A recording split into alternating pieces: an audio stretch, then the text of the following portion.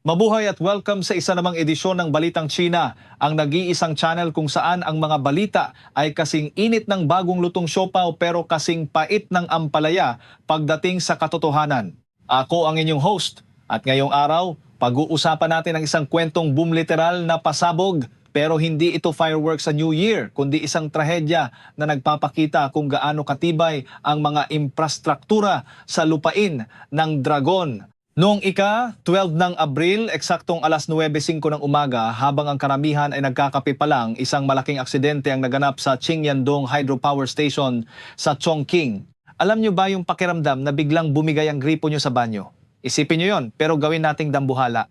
Ang kanilang precious na steel pipe, yung bakal na tubo na dapat sana ay matibay pa sa paninindigan ng mga politiko ay biglang sumabog. Ang tubig na may matinding pressure ay lumabas ng parang galit na kanyon. Sa isang iglap, wasak ang mga pasilidad sa paligid. Ang malakas na agos ay tumangay ng mga debris, putik at sa kasamaang palad, pati na rin ang ilang mga manggagawa na nagtatrabaho lang naman ng marangal. Pagdating ng alas 6:50 ng gabi, kinumpirma ng mga opisyal na may 2 patay na at nakita rin ang 2 pang nawawalang workers na wala na ring buhay.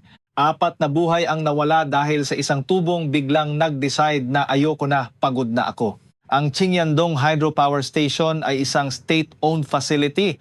Ibig sabihin, pag-aari ng gobyerno, may kapasidad itong 15,000 kilowatt. Ang steel pipe na ito ang puso ng istasyon. Ito ang nagdadala ng tubig mula sa taas para paikutin ang mga turbine at maging kuryente. Ang problema, itong tubong ito ay parang artistang uhaw sa atensyon. Nakalantad ito sa labas sa gilid ng matarik na bundok at may diameter na 2 metro.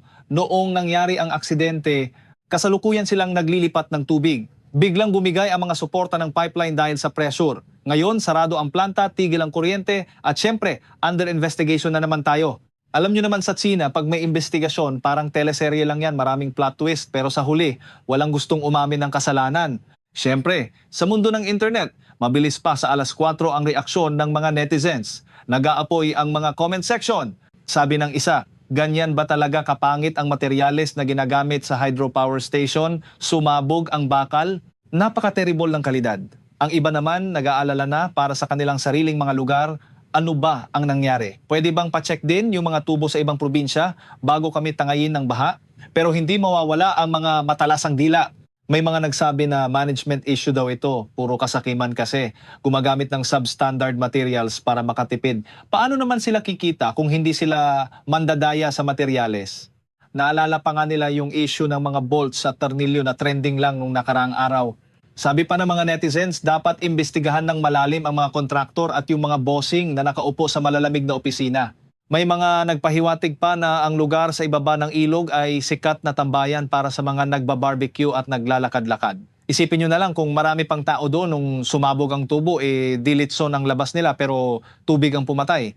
Pero heto ang nakakatawang bahagi na medyo nakakaasar din. Ang hepe ng Local Water Resources Bureau ay humarap sa media at ang sabi, kasi po, umulan kamakailan.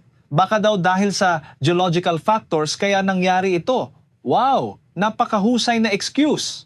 Sisi sa ulan, sisi sa lupa, sisi sa kalikasan. Parang yung kaklase mong hindi nakagawa ng assignment, sasabihin kinain po ng aso yung papel ko. Sabi sa analysis nila, ang Qingyandong ay nasa gilid ng karst terrain, yung mga lupang madaling mabutas at gumuho. Dahil daw sa ulan, baka may mga maliliit na landslide o mga gumugulong na bato na tumama sa tubo. O kaya naman, dahil nabasa ang lupa, hindi na naging pantay ang pundasyon kaya na-stress yung tubo. Grabe, pati pala bakal, nasa-stress din. Baka kailangan ng spa treatment ng mga pipeline nila doon. Ang sabi pa ng mga experts ng gobyerno, baka nagkaroon ng water hammer effect, yung biglang pagbabago ng pressure sa loob ng tubo na parang pukpok ng maso. Pero teka, ang mga tunay na engineering experts na hindi bayad ng gobyerno ay napapakamot ulo. Sabi nila, ang isang matinong proyekto ay dapat kayang makatagal sa ulan at maliliit na paggalaw ng lupa. Hindi pwedeng konting ambon lang, sasabog na ang buong hydropower station. Ang totoo niyan, ang aksidenteng ito ay bunga ng mahabang panahon ng kapabayaan. Ang tubong ito ay mahigit 50 taon na sa serbisyo. Isipin nyo, 1960s pa binuo yan. Ang kalawang, ang erosyon, At ang init ng araw sa loob ng 5 dekada ay talagang magpapahina sa kahit anong bakal. Sabi sa records, nag-spray daw sila ng anti-corrosion paint noong 2020. Parang nag-apply lang ng lipstick sa isang lola para magmukhang bata, hindi nun mababago ang katotohanan na marupok na ang buto. O sa kasong ito, ang bakal. Heto pa ang pinaka-ironic na bahagi na parang galing sa isang comedy skit. Noong Mayo 2025, isang taon bago ang pagsabog itong Qingyandong Station, ay kapapasa lang sa Safety Production Standardization, Re-evaluation at nakakuha pa ng Level 2. Congratulations! Isang taon matapos sabihing standard at ligtas sila, heto tayo nagbibilang ng patay. Napakagaling talaga ng sistema ng checking sa China. Baka ang ginamit nilang checklist ay may tubo ba? Check. May tubig ba? Check. May lagay ba? Check. Ang Qingyandong ay bahagi ng kasaysayan ng Chongqing. Binuo ito noong Third Front Construction period ni Mao Zedong. Noong una, 250 kilowatt lang ang mga units nito. Noong 2013, nag-upgrade sila, pinalitan ang mga makina pero yung puso o yung mga core components ng pipeline, hindi pinalitan ng buo. At dahil iba-iba ang nagpapatakbo subsidiary ng Fuwing Energy dito, State Grid doon ang ending, walang maayos na koordinasyon sa maintenance. Parang isang bahay ng tatay ang nagbabayad ng kuryente. Pero ang nanay ang may-ari ng switch. Pag napundi ang bumbilya, magtuturuan muna sila bago mapalitan. At huwag niyo isipin na isolated case lang ito. Ang trahedya sa Qingyandong ay maliit na refleksyon lang ng malaking sakit ng ulo ng China. Alam niyo ba na ayon sa Ministry of Water Resources, mayroong humigit kumulang 41,000 na maliliit na hydropower stations sa buong China? At 40% sa mga yan ay mahigit 30 hanggang 40 taon na ang tanda. Ang mga ito ay tinatawag nating ticking time bombs sa kabundukan. Karamihan sa mga ito ay binuo sa panahong 3-in-1, sabay ang survey, sabay ang design, at sabay ang construction. Ibig sabihin, minadali. Walang scientific validation. Basta magkaroon lang ng kuryente. Para kang nagluto ng instant noodles pero hindi mo na hinintay na kumulo ang tubig, kinain mo na agad. Ang masama pa rito, ang priority ng mga local authorities at private owners ay power generation lang dahil doon may pera. Ang maintenance, gastos lang daw yan. Walang mabilis na balik na kita sa pagpipintura ng tubo o pag-inspeksyon ng mga well defects. Kaya ang resulta, running with faults, takbo lang kahit may sira hanggang sa bumigay. Parang jeepney na mausok na, padpod na ang gulong, wala pang preno, pero sige pa rin sa biyahe dahil kailangan ng boundary. Ngayon, itaas natin ang level ng usapan. Kung ang isang maliit na tubo sa Chongqing ay hindi nakayanan ng geological factors, paano na kaya ang higanting malapit lang doon ng Three Gorges Dam? Ito ang pambansang pride ng China, pero para sa marami, ito ang pambansang takot. Hawak nito ang halos 40 bilyong cubic meters ng tubig. Isipin niyo kung anong mangyayari kung yung geological factors na sinasabi nila ay tumama sa dambuhalang ito. May tinatawag silang Reservoir-Induced Seismicity o RIS. Ang bigat ng tubig sa dam ay pwedeng magpabago sa stress ng crust ng mundo. Ang tubig na pumapasok sa mga lamat ng bato ay pwedeng maging lubricant para gumalaw ang mga fault lines. Sabi ng mga official experts sa Chinese Academy of Engineering, kontrolado natin yan. Maliit lang ang lindol na mangyayari. Kayang-kaya ng design ng dam. Pero si Professor Wang Weilu, isang hydrology expert na nasa Germany na ngayon dahil syempre bawal maging masyadong matalino at tapat sa loob ng China, ay may ibang babala. Sabi niya, ang paglalagay ng ganyang karaming tubig sa isang lugar na puno ng fault lines ay parang pananampal sa likod ng tigre.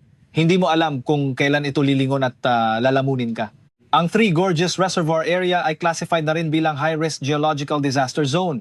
Libu-libong slopes doon ang hindi stable at pwedeng gumuho anumang oras. Kahit gumastos pa ang gobyerno ng bilyon-bilyon para sa monitoring systems, ang aksidente sa Qingyandong ang nagpapaalala sa atin. Ang kalikasan ay hindi laging nagbibigay ng babala. Minsan, bigla na lang siyang sasabog. Tingnan natin ang kaso ng Zhenjiang landslide noong June 2025. Isang dambuhalang bundok ang gumuho 4.6 million cubic meters ng lupa at bato. Buti na lang nailikas ang mga tao, pero wasak ang mga bahay. Patunay ito na ang operasyon ng dam ay nagpapahina sa katatagan ng lupa sa paligid. Sa 5,300 kilometro ng shoreline ng dam, mahigit 400 kilometro ang at risk. At kapag may malaking landslide na bumagsak sa tubig, pwedeng lumikha ito ng higanting alon o tsunami sa loob mismo ng reservoir na pwedeng sumira sa dam o tumangay sa mga barko. Idagdag mo pa ang 2 bilyong tonelada ng sedimento banlik na nakatambak na sa ilalim ng dam sa loob ng 20 taon. Para na itong basong puno ng buhangin, wala na masyadong space para sa tubig. Sabi ng gobyerno, wala kaming problema, kontrolado ang lahat. Pero para kay Professor Wang Weilu, ito ay isang malaking pantasya. Para sa kanya, ang 41,000 na tumatandang hydropower stations na yan ay parang sword of Damocles na nakasabit sa leeg ng mga mamamayan. Hanggat ang sistema ay reconstruction over maintenance, mas gusto magpatayo ng bago kaysa ayusin ng luma. Ang mga safety upgrades na yan ay palamuti lang. Ang mga proyektong ito ay may iisa lang na tadhana, ang sapilitang tapusin ng kalikasan sa pamamagitan ng trahedya. Pagdating naman sa Three Gorges Dam, mas pessimistic ang pananaw. Hindi na lang ito issue ng engineering, naging political issue na ito. Hindi pwedeng umamin ng gobyerno na nagkamali sila sa pagpapatayo nito dahil mawawalan sila ng mukha. Kaya kahit anong mangyari, pipilitin nilang panatilihin ang imahe na ligtas ito. Pero ang risk, hindi nawawala, kundi naiipon. Sabi ni Wang, 2 lang ang pwedeng kahinatnan ng Three Gorges, alinman sa gumuho ito dahil sa isang malaking lindol o landslide na magdudulot ng hindi mailalarawang sakuna, o kaya naman kapag masyado ng mahal ang maintenance at hindi na kayang kontrolin ang problema, kailangang gibain ito ng susunod na henerasyon ng kusa. Isang napakalaking kabalintunaan para sa pilosopiya ng CCP na dominahin ang kalikasan. Ang trahedya sa Qingyandong ay bunga ng pagbaliwala sa batas ng kalikasan, pero mukhang hindi natututo ang mga nasa itaas. Sa halip na magdahan-dahan, mas lalo pa nilang pinapabilis ang kanilang sugal sa kalikasan.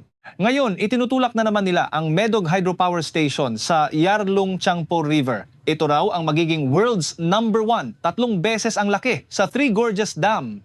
Itatayo ito sa isa sa mga pinaka-geologically active at ecologically fragile na lugar sa mundo. Maraming iskolar ang nagsasabi na ito na ang pinaka-peligrosong proyekto sa kasaysayan ng tao. Isang perfect storm ng panganib sa lupa, sa kapaligiran, sa politika at pati na sa militar. Para sa mga kritiko, ang pagpapatuloy sa proyektong ito ay isang malinaw na pagpapakita ng kawalan ng halaga sa buhay ng tao at sa siyensya. Ang titulong World's Number 1 ay walang kwenta kung ang kapalit nito ay isang sakuna na hindi kayang bayaran ng kahit anong kuryente o salapi. Kaya mga katsina, sa susunod na makakita kayo ng balita tungkol sa isang matagumpay na proyekto sa Tsina, tandaan nyo ang tubong sumabog sa Chongqing. Minsan ang pinakamalakas na pasabog ay hindi ang balita, kundi ang katotohanang pilit itinatago sa ilalim ng mga makulay na pintura at matatayog na pangako. Hanggang dito na lang muna ang ating kwentuhan sa Balitang Tsina. Manatiling gising, manatiling mapanuri, dahil sa mundong ito, mas mainam ng maging praning kaysa maging lulutang-lutang sa baha ng maling impormasyon. Hanggang sa muli!